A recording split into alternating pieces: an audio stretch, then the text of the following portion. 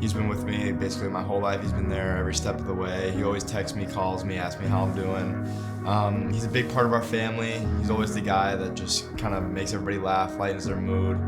And he's just a great person. He always preaches being a good person every day and just always working hard. And I think that's good for me and good to have him in my corner the whole step of the way. John Gardner, he was my high school hockey coach at Avon Old Farms.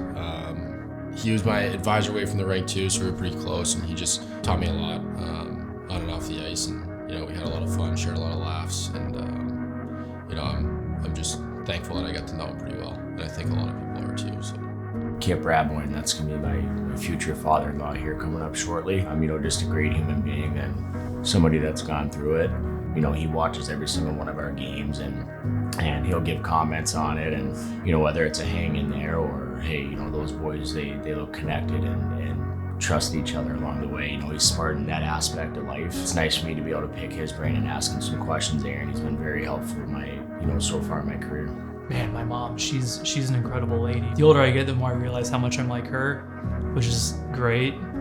She's very loving. She would do anything for anybody. Someone who you hope to replicate.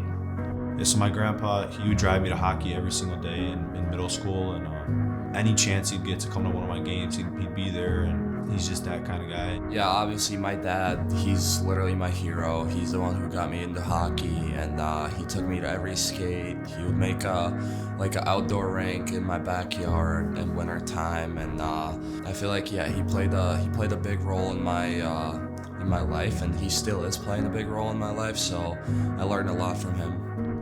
My grandma and grandpa lived out in North Muskegon. We would always go out there in the summer, play with my cousins out there, ride the quad. It was just cool and fun to see, and she was always welcoming. My grandfather, he instilled a lot of really good values in us, and hearing about how he grew up and he kind of struggled and built a life for himself, it was really inspiring to me and my family, and we kind of try to live like that. When we were in Tri-City, I got word that my grandma's cancer came back. We also found out that it spread to her brain, and it was just tough to see her struggle. She couldn't say a word, so and seeing the toll that it took on everyone. So I found out about 2.5 months ago when my mom came up. She just kind of put it out there, and I broke down to tears, and I wasn't expecting it. Beginning of this year, 2026, when I got a phone call here in this room that my mom was diagnosed with breast cancer. I love my mom so much. She means so much to me, and she means so much to a lot of people, My mom told me Papa Tim has cancer. It was kind of hard on me to know he's going through that. I just wanted to be there for him. It's such a battle, and it just affects so many people. So I think if we can highlight it for a night, I think it's good for the players, and I also think it's good for the fans to see stuff like that too, because I'm sure there's plenty of fans out there who are going through plenty of different battles with people they know.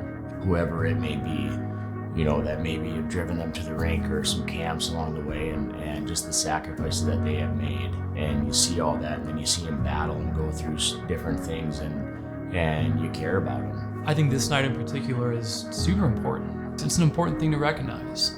And I'm hopeful that, folks here in the stands know that you're not alone if you're fighting it. There's a lot of people who understand what you're going through.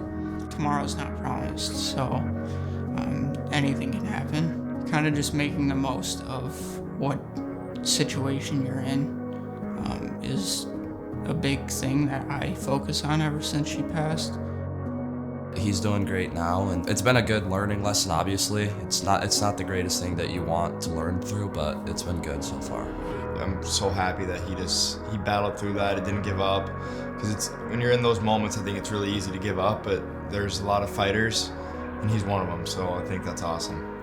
He's had CLL, so that's chronic lymphocytic leukemia. Obviously, so a blood disease and something you got to keep up to date with, but everything's treading the right way. And he's also had prostate cancer, so he also kicked that to the can. there's certainly light at the end of the tunnel. My mom's doing great, but I definitely feel for those who aren't as lucky. They told him right away that he'd be able to golf again. They'd get it handled, and then the infections that came along with it took over his body, and we lost him in October. Going through it, he was always like positive about it. Whenever you get in a tough situation, it's got to kind of look at the glass half full and just do what you got to do to get through it. Like sometimes it's going to be tough, but on the other side it's brighter. He's kind of in a better place now. I know that's kind of what he wanted. So just because there's negative things going on and people are struggling doesn't mean you can not find the positive out of it.